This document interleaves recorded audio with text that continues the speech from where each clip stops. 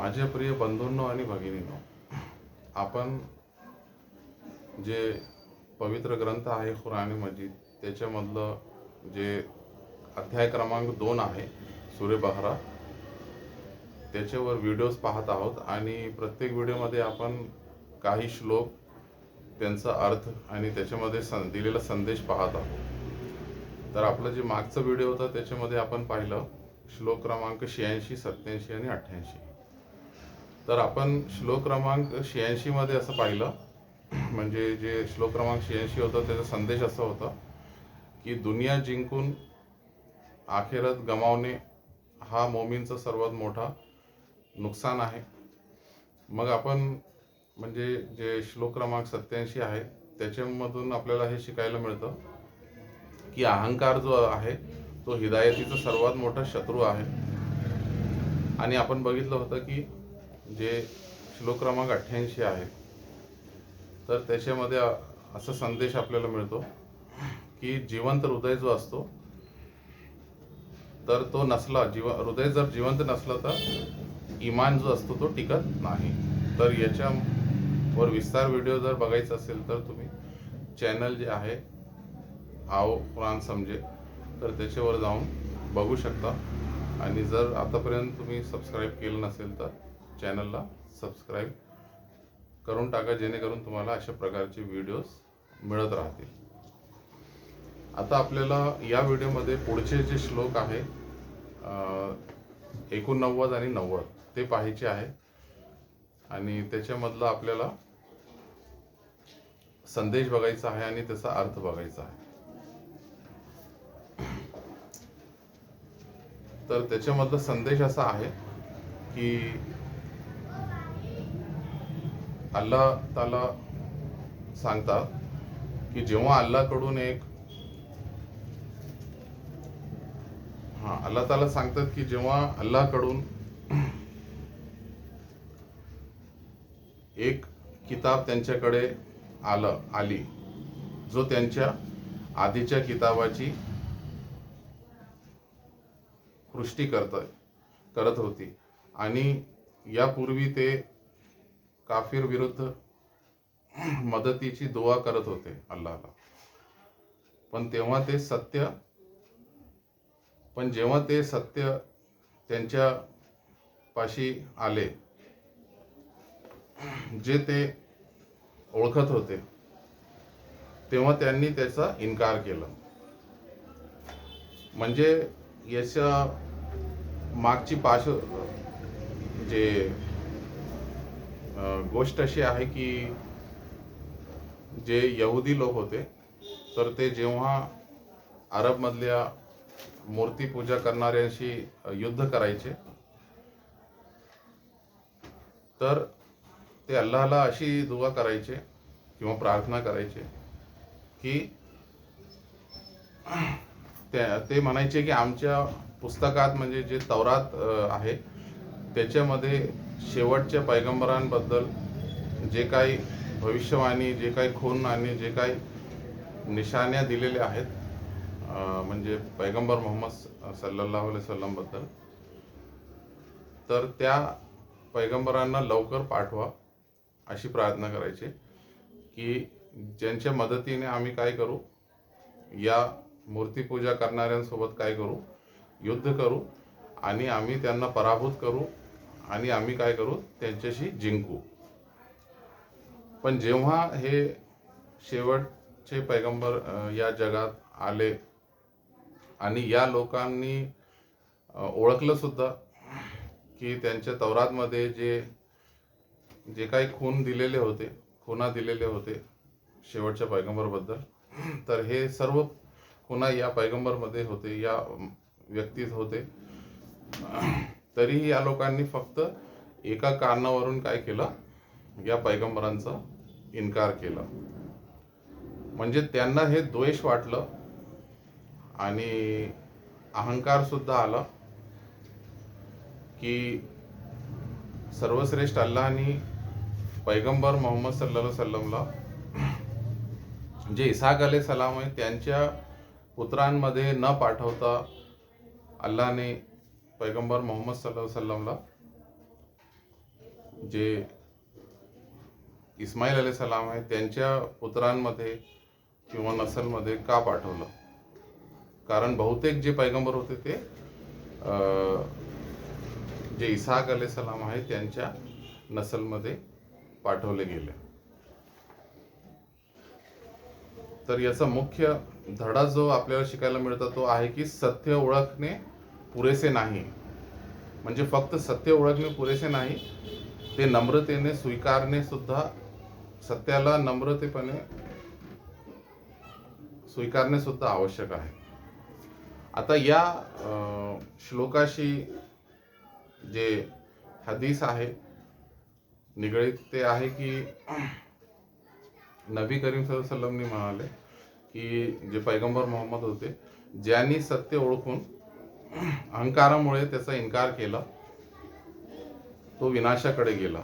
आणि आणखी एक हदीस आहे की इमान म्हणजे फक्त माहिती नाही तर हृदयाने स्वीकारणे आहे.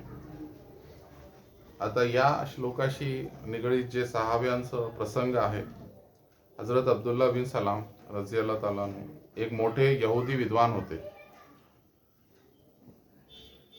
त्यांनी जेव्हा नबी जे पैगंबर मोहम्मद होते त्यांना पाहताच त्यांनी असं म्हटले की हा चेहरा खोटारड्या माणसाचा असूच शकत नाही.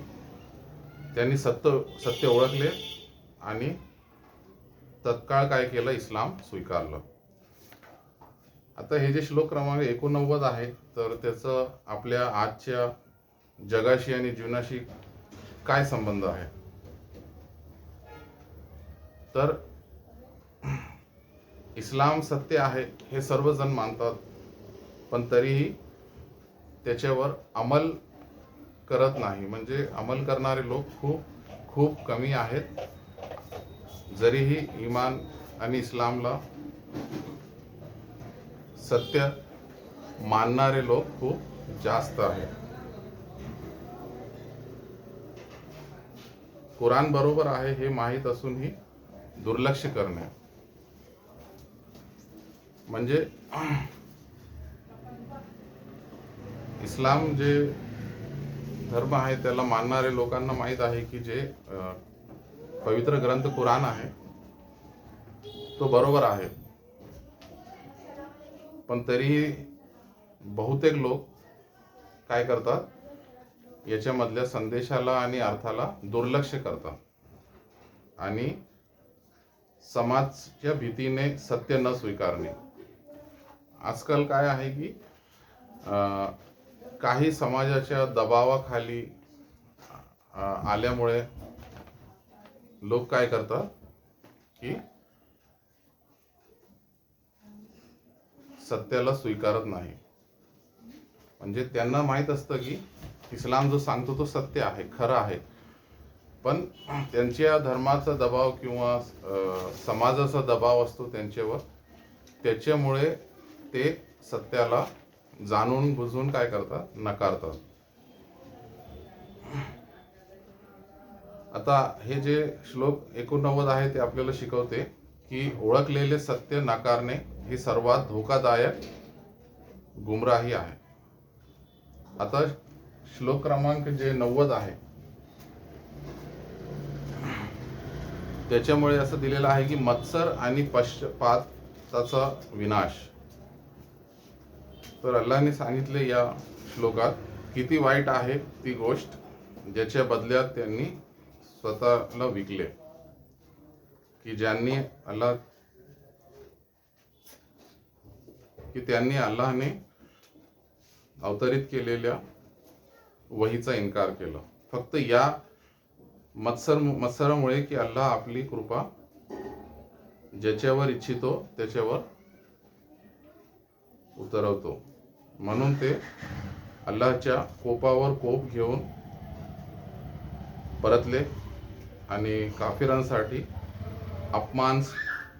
अपमानास्पद शिक्षा आणि यातना आणि अजाब आहे. म्हणजे त्यांच्यावर एक तर कोप हे घेऊन ते परतले की त्यांनी इन्कार केलं पैगंबर मोहम्मदचं, की त्यांना अल्लाहने बनी इस्माईलच्या पुत्रांमध्ये नसलमध्ये का पाठवलं आणि बनी जे इसहाक आहे त्यांच्या नसलमध्ये पुत्रांमध्ये का पाठवलं नाही. आणि दुसरं कोप जे आहे ते घेऊन उतरले. याचं कारण असं होतं की त्या लोकांनी द्वेष दाखवलं, मत्सर दाखवलं. आता या आयत श्लोकाचा मुख्य धडा आहे, मत्सर माणसाला सत्यापासून आंधळे करतो. आता या श्लोकाशी निगडीत जे हदीस आहे की मत्सर सत्कर्मांना अशा प्रकारे नष्ट करतो जसे आग जे आहे ते लाकूडाला जाळते. आणि या श्लोकाशी निगडीत जे सहाव्यांचा प्रसंग आहे की हजरत उमर रझियल्लाहु ताला अन्हु सत्यापुढे झुकण्याची उत्तम उदाहरण होते. ते म्हणाले, आम्हाला सन्मान जे आहे इस्लामामुळे मिळाला. जर आम्ही तो इतरत्र शोधलं, सन्मान इतर शोधलं तर अल्लाह आम्हाला अपमानित करेल. आता या श्लोकाचं म्हणजे आजच्या जगाशी आणि जीवनाशी कसं संबंध आहे, तर दुसऱ्यांच्या यशाचा द्वेष. आजकाल आपल्याला कसं आहे की आपण अयशस्वी झालो याचा दुःख जास्त होत नाही, पण दुसरं जर यशस्वी झालं तर त्याचा द्वेष आपल्याला जास्त होतो. तर आणि अजून सत्य जे आहे ते फक्त म्हणून नाकारणे की ते आपल्याकडून आलेले नाही.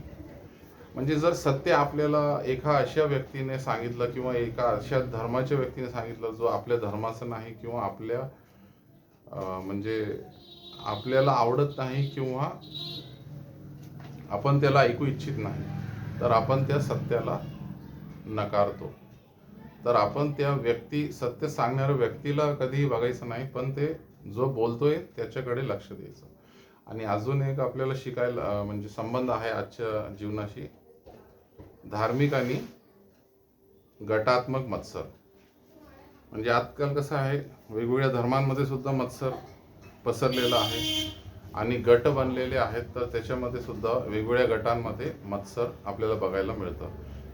तर आयत 90 आपल्याला चेतावणी देते की मत्सर आणि पक्षपात जो आहे तो अल्लाहच्या कोपापर्यंत आपल्याला पोहोचवतात.